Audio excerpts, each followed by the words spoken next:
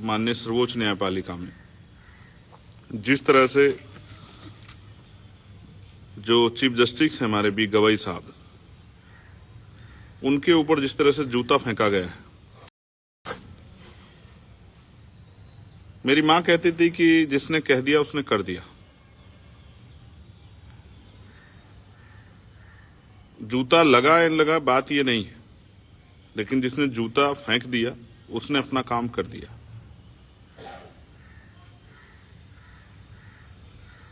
देश की न्यायपालिका के सर्वोच्च पद पे आसीन किसी व्यक्ति के ऊपर जूता फेंकना, क्या आप इसको सामान्य घटना मानते हैं?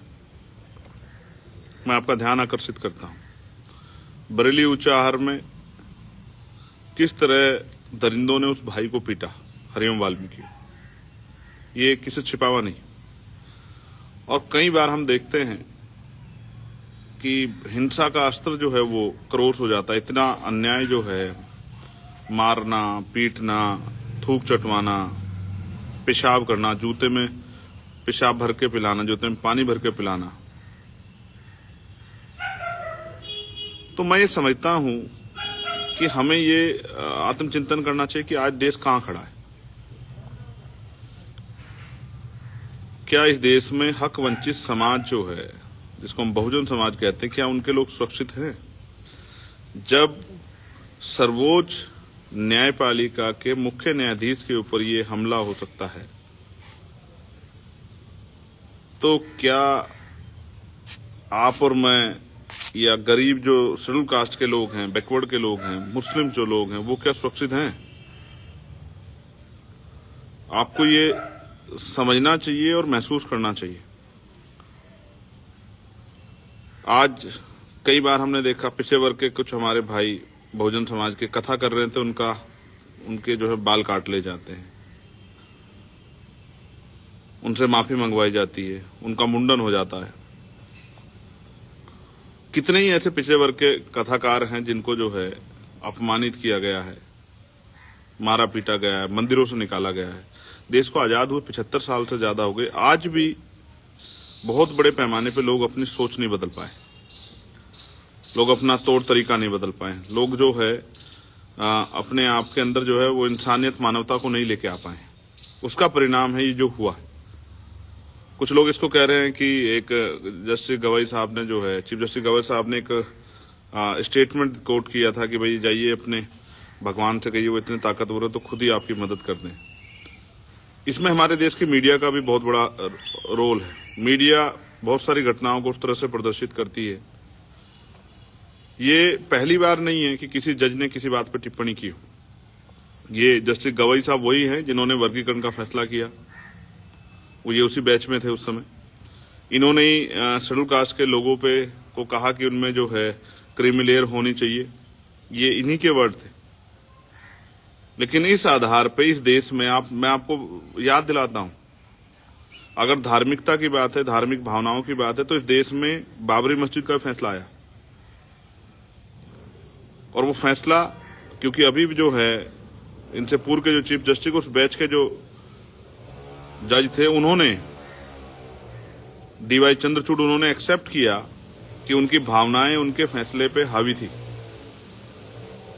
ये बात उन्होंने कहा, ये बात उन्होंने अपनी जो है एक इंटरव्यू में कही, और वो बहुत चर्चा का विषय बनी कि वो जो पहले से जो है मन बना के बैठे हैं, पहले से अपने मन में जो है, अपने माइंड में वो बना के बैठे हैं कि भाई वो जो है वो जगह जो है वो एक धर्म की थी, उन्हीं को मिलनी चाहिए थी। ठीक है, उन्होंने पहले वहां ये बनाकर, क्योंकि वो पैदा भी नहीं हुए होंगे, तब तक का इतिहास भी नहीं जानते, वो 300-400 साल पुराने में क्या था उनको पता भी नहीं होगा। वहां जो मिले थे, वो जो एएसआई को मिले थे, वो जो उस समय के स्तूप वगैरह, वो कौन से धर्म से रिलेटेड ये भी नहीं पता था। लेकिन आप देखिए कि उन्होंने ये बात अपने इंटरव्यू में एक्सेप्ट की, उनके मन में भाव थे। तो आप जज बन के भी अपने भाव नहीं कंट्रोल कर पा रहे हैं। और मैंने कभी नहीं देखा कि किसी मुसलमान ने जाके उनको जूता फेंक दिया हो। हम निंदा कर सकते हैं, हम लोग आलोचना कर सकते हैं, उसका एक स्तर है। मैं मानता हूं कि चीफ जस्टिस हो या कोई भी जज हो, उनके फैसलों की आलोचना होती है, उनका विरोध होता है, व्यक्ति की आजादी है देश में। लेकिन मैं ये बात बहुत स्पष्ट तौर पे कह सकता हूं कि ये जूता सिर्फ इसलिए फेंका गया क्योंकि उस कुर्सी पे बहुजन समाज का, दलित समाज का व्यक्ति बैठा था, इसलिए जूता फेंका गया। और इसके पीछे कारण ये नहीं है कि भगवान का अपमान किया। आप ये समझिए, किसी भी घटना को, और कोई घटना होती है तो उसमें जो गुस्सा होता है वो तत्कालिक होता है। ऐसा नहीं गुस्सा वो 15 दिन बाद, 20 दिन बाद जागता है। उसके बाद भी वो लगातार कोर्ट में बैठ रहे थे। तो ऐसा क्या हुआ, मैं बताता हूं जो मुझे महसूस होता है।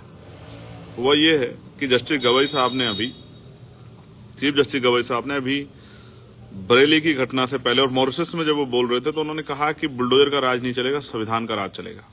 ये बात उन्होंने कही और लगातार वो बुलडोजर की नीति का विरोध करते रहे, लगातार वो सरकार से लड़ते रहे। आप ये महसूस करके देखिए, कल गवई साहब भी कोई इस तरह का फैसला देंगे, हम लोग भी अगर उसको मानते हैं कि वो फैसला जनहित में नहीं, तो हम लोग भी अपना विरोध दर्ज करा सकते हैं, पत्र लिख सकते हैं, उनसे मांग कर सकते हैं, अपना प्रोटेस्ट कर सकते हैं। लेकिन इस तरह से इस सर्वोच्च पद पर बैठे व्यक्ति को जूता फेंकने का मतलब ये है कि चाहे दलित समाज का व्यक्ति, वो गांव में खेती करने वाला, मजदूरी करने वाला किसान मजदूर हो, या वो किसी दफ्तर में काम करने वाला कर्मचारी हो, या वो किसी मंत्री, या अभी तो आपने देखा राष्ट्रपति जी को भी जो है, जो हमारे पूर्व राष्ट्रपति, उनको मंदिर में नहीं घुसने दिया था। आप लोगों की भावनाएं मात्र एक जजमेंट से आहत हो गई। हमारी भावनाएं तो रोज आहत होती हैं। कभी हमें जूतों से मारा जाता है, कभी चप्पलों से मारा जाता है, कभी हमें घोड़ी पर चढ़ने नहीं दिया जाता है, कभी हमारी बारात में हुड़दंग मचाया जाता है। हमारी तो भावनाएं रोज आहत होती हैं। कभी बाबा साहब की प्रतिमा तोड़ दी, कभी गुरु रविदास जी की प्रतिमा तोड़ दी। तो क्या हम भी उसी प्रकार से क्रिया की प्रतिक्रिया देना शुरू कर दें? अगर आपको विरोध दर्ज ही कराना था तो आप प्रेस कॉन्फ्रेंस करते, आप अपनी बातों को रखते। ये कौन सा तरीका हुआ कि